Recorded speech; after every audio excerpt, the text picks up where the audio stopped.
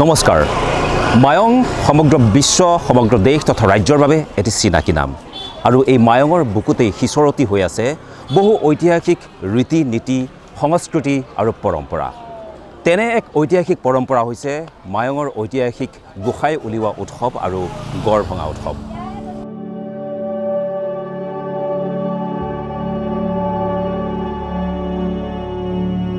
প্ৰকৃতিৰ বিনন্দীয়া ৰূপ লাৱণ্যৰ মাজত প্ৰাণ পাই উঠিছে মায়ঙৰ মায়াময় ঐতিহ্য কৃষ্টি সংস্কৃতি। বিভিন্ন জাতি জনগোষ্ঠীৰ মিলন ক্ষেত্ৰ, সংস্কৃতিৰ মেটমৰা সম্ভাৰেৰে জ্যোতিষ্মান মায়ং ভূমি।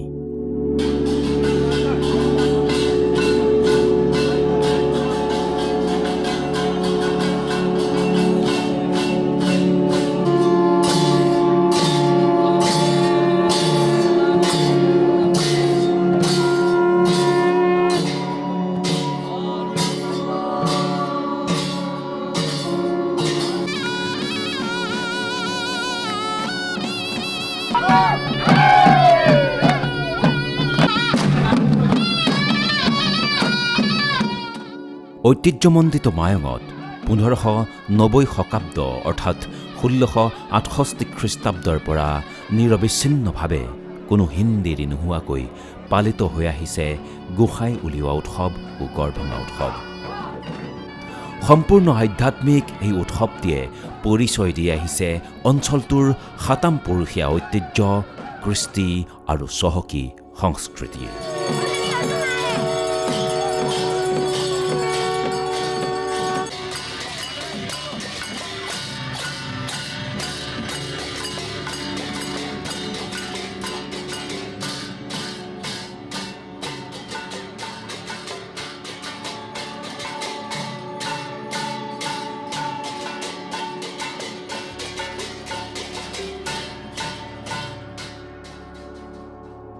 মায়ং ৰাজবংশাৱলীত উল্লেখ পোৱা মতে মায়ঙৰ দশমজনা ৰজা আৰু মায়ঙৰ ৰাজন্যবৰ্গৰ শ্ৰেষ্ঠ ৰজা শৰচন্দ্ৰ সিংহৰ ৰাজত্ব কালৰে পৰা এই উৎসৱটো পালন কৰি অহা হৈছে।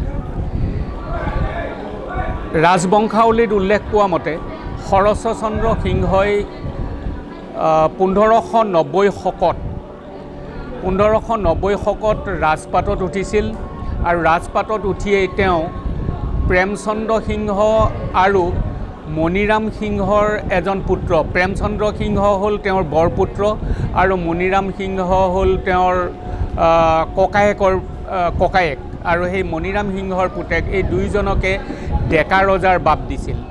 মায়ং ৰাজবংশত প্ৰথম ডেকা ৰজা বিষয়বাব দিয়া ৰজাজনে হ'ল শৰচন্দ্ৰ সিংহ, আৰু তেওঁলোকে এই ৰাজপাটত উঠিয়েই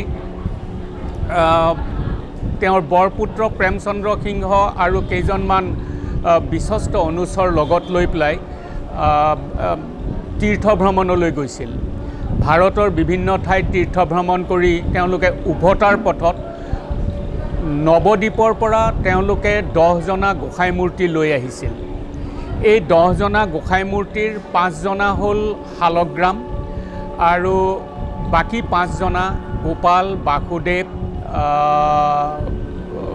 লক্ষী নাৰায়ণ আৰু শিৱাশিৱী অৰ্থাৎ শিৱ পাৰ্বতী।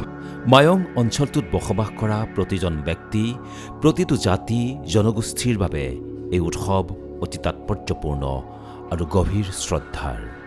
সেয়েহে পৰিৱৰ্তিত সময়ৰ প্ৰভাৱকো নেওচি প্ৰতিটো প্ৰজন্ম আত্মিকতাৰে উবুৰি খাই পৰে এই উৎসৱত।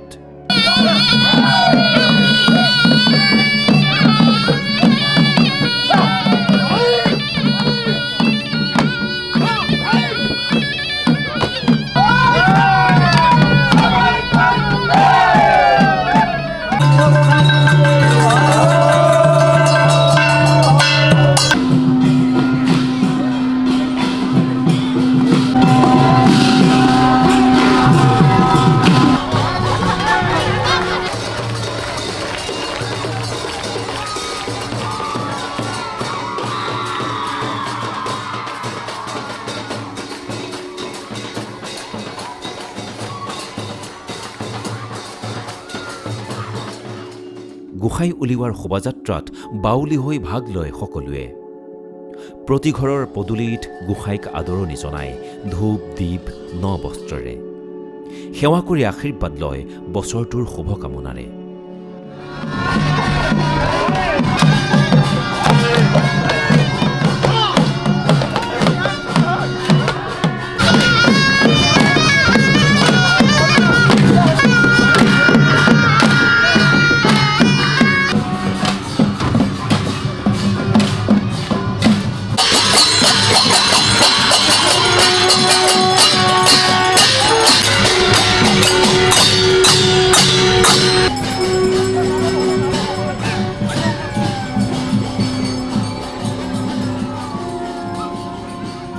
নীতি সমাজৰ মাজত আছিল সেইজন বাসুদেৱ। সেই গোসাঁইজন তেওঁলোকে পালন কৰিব নোৱাৰি ৰজাৰ ঘৰত চম্জি দিলে। তেতিয়াৰ পৰা ৰজাৰ ঘৰে এই বাসুদেৱ গোসাঁইজন পালন কৰি আহিছে। সমীৰ নাথৰ ঘৰত যিজন আছে সেইজন কৃষ্ণ বলৰাম আৰু গৌৰপক্ষী, কৃষ্ণৰ বাহন গৌৰপক্ষী, এই তিনিজন তেওঁলোকৰ গোসাঁই আছে। আৰু তৃতীয়জন আমাৰ এই বৈদ্য ঘৰত আছে, সেইজন মাধৱ, ধ্যানৰত মাধৱ। আৰু ভালমনৰ ঘৰত আছে সেইজন বাংশী বাদন গোবিন্দ। আৰু গধাঘৰীয়া খেলত নবীনৰ ঘৰত যিজন আছে সেইজন ৰাধাকৃষ্ণ যুগল। এই পাঁচজনে। পাঁচজনা গোসাঁইক বিশেষভাৱে নিৰ্বাচিত আৰু বিশেষ নীতি নিয়মেৰে পৰিচালিত দুজনকৈ কৈশোৰে কান্ধত তুলি পৰিভ্ৰমণ কৰোৱায়। গোসাঁইৰ পাছে পাছে ৰাইজ সমন্বিতে আগবাঢ়ে মায়ঙৰ পৰম্পৰাগত ৰজা আৰু ৰাজ বিষয়াবৰ্গ। এতিয়াও ইয়াত ৰজা আৰু ৰাজ পৰিষদ বৰ্গক দিয়া হয় যথাসন্মান। প্ৰথম বহাগ মাহৰ 4 তাৰিখত আমাৰ প্ৰথম চূড়াত উলিওৱা বুলি কয়। গোসাঁই চূড়াত তাৰমানে পদূলি উলিয়ায় প্ৰথম দিনাখন। সেইদিনাখন অলপ কম বয়সীয়া ল'ৰাৰে আমাৰ গোসাঁইলৈ আহে, কাৰণ প্ৰত্যেক গোসাঁই প্ৰত্যেক ঘৰতে থাকে। তাৰ পৰা সকলোৱে ফুল তাল নামভৰণি কৰি কৰি এক ঠাইত আমি সকলো উপগত হওঁ আৰু তাৰ পৰা ৰাজচৰালৈ লৈ যাওঁ গোসাঁই। আৰু মাজৰ দিনাখন আমাৰ হাতীমূৰীয়া গাঁৱৰ ওচৰৰে তাত বৰগোহাঁইলীয়া বামুণ গোহাঁই থান এখন আছে, বৰগোহাঁইলীয়া। তাত মাজৰ দিনাখন লৈ যোৱা হয়। তাত আমাৰ প্ৰায় মধ্যমচমীয়া ল'ৰা 15-16 বছৰীয়া ল'ৰাই গোসাঁই লয়। আৰু সেইদিনা আমাৰ পৰম্পৰা হিচাপে বুঢ়া মায়ঙৰ আমাৰ কাৰ্বি সমষ্টাৰ লোকসকলে গগনা, পেঁপা, তালি আদি লৈ সকলো লৈ আমাৰ গোসাঁইক পৰম্পৰা হিচাপে আগবঢ়াই আমি খুলীয়াসকলে লৈ সেইদিনা এই আমাৰ হাতীমূৰীয়া গাঁৱৰ বৰগোহাঁই আহঁতলৈ, বৰাহঁতল বুলি কওঁ আমি এখন সৰুৰ পৰা, বৰাহঁতললৈ আমি লৈ যাওঁ। আৰু তৃতীয় দিনাখন আমাৰ বহাগৰ 6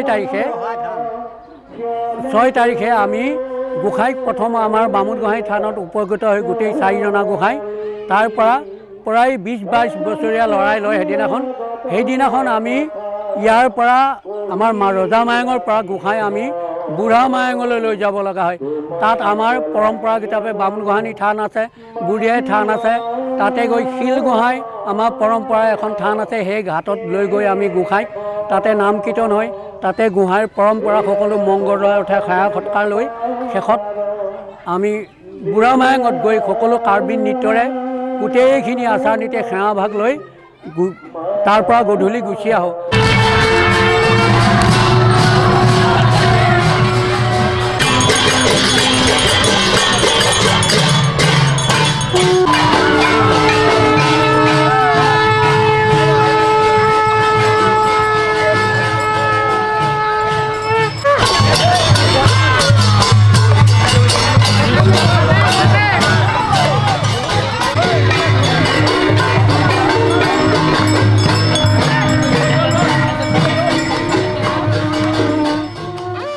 প্ৰতি বছৰে অসমীয়া নৱবৰ্ষৰ বহাগৰ 4, 5 আৰু 6 তাৰিখে প্ৰায় 358 বছৰ ধৰি পালিত হৈ আহিছে এই উৎসৱটি। এই উৎসৱৰ অন্তিম দিনা গড় ভঙা উৎসৱ। ই আৰু অধিক ৰোমাঞ্চকৰ। যেতিয়া ঘুনুচাক বিয়া কৰাবলৈ গৈছিল তেতিয়া কৃষ্ণই লক্ষ্মী আয়ে নজনাকৈ গৈছিল আৰু এই কথাটো যেতিয়া লক্ষ্মী আয়ে গম পালে তেতিয়া লক্ষ্মী আই বিতুষ্ট হৈ পৰিল। মায়ঙৰ এই গোসাঁই উলিওৱা মেলা আৰু গড় ভঙা উৎসৱটিটো সেই যে 3 দিন 4ৰ্থ বহাগৰ পৰা 6ষ্ঠ বহাগলৈ যদিও প্ৰকৃতাৰ্থত দৌল উৎসৱৰ পৰাই আৰম্ভ হয় কিন্তু ইয়াত এই 3 দিনহে পালন কৰা হয়। নুৱন ধুৱন কৰাৰ পিছত গোসাঁই মূল মণিকূটৰ খাটলিত নথয়, তাক পৃথক কৰি ৰাখে। এই 3 দিন পৃথক কৰি ৰাখিব। তাৰপিছত এই 3য় দিনাখন যেতিয়া গোসাঁই উভতি আহিব, উভতি আহোঁতে লক্ষ্মী আয়ে বাটত ভেটা দি ৰাখে, অৰ্থাৎ গড় বান্ধি ৰাখে যাতে গোসাঁই প্ৰৱেশ কৰিব নোৱাৰে। তেতিয়া প্ৰথমতে সুভদ্ৰা গ'ল। সুভদ্ৰা গৈ লক্ষ্মী আইৰ পৰা মানে অনুমতি বিচাৰিলে। লক্ষ্মী আয়ে অনুমতি নিদিলে যে মোক নোসোধাকৈ গোসাঁই ইমান দিন ক'লৈ গৈছিল।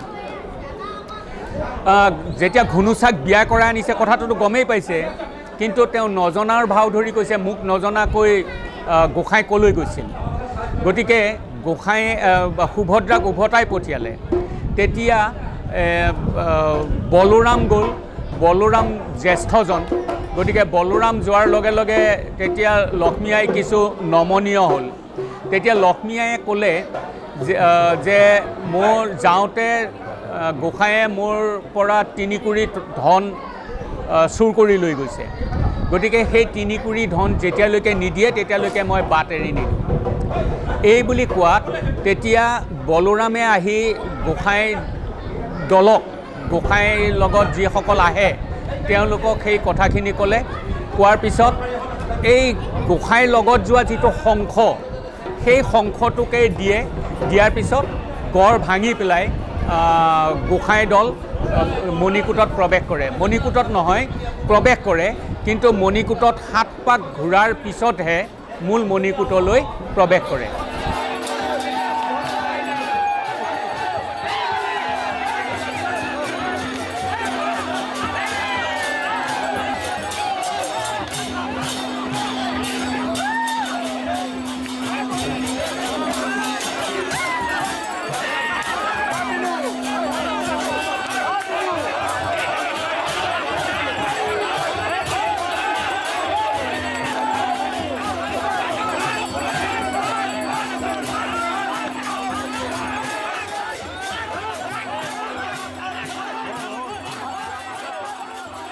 আমি ভগৱানক এবাৰ বছৰত একোবাৰকৈ কান্ধত তুলি ল'ব পাৰোঁ। তো এইটো এটা বহুত বেছি পিয়'ৰ আৰু এটা বহুত ধুনীয়া মানে কি চাফা ইম'শ্যনছ হয়। গতিকে আমি মানে কি নিজকে যিমান পাৰোঁ ভিতৰৰ পৰা আৰু বাহিৰৰ পৰা পৰিষ্কাৰ কৰি ৰাখিবলৈ চেষ্টা কৰোঁ। এইকেইটা দিন আমি ভিতৰৰ পৰাতো ইমান বেছি পৰিষ্কাৰ কৰি ৰাখিব নোৱাৰোঁ, বিকজ আমি কলিযুগত জীয়াই আছোঁ। কিন্তু বাহিৰৰ পৰা আমি যিমানখিনি পাৰোঁ নিজকে পৰিষ্কাৰ পৰিচ্ছন্নতা, যেনে চুলি কাটি দাড়ি কাটি নিজকে পৰিষ্কাৰ কৰি ৰাখোঁ। আৰু যেতিয়া আমি গোসাঁইক দাঙি লওঁ তেতিয়া বহুত বেছি এটা পিয়'ৰ ফিলিং আহে আমাৰ মাইণ্ডত। এনেদৰেই প্ৰজন্মৰ পিছত প্ৰজন্মই অতি আন্তৰিকতাৰে মায়ঙৰ বুকুত পালন কৰি আহিছে ঐতিহাসিক এই উৎসৱটি। পৰিৱৰ্তনশীল সময়ৰ লগত খোজ মিলাই নিজৰ পৰম্পৰা আৰু ঐতিহ্যক সুৰক্ষা দি ৰখাৰ ইয়াতকৈ আৰু কি ডাঙৰ উদাহৰণ হ'ব পাৰে।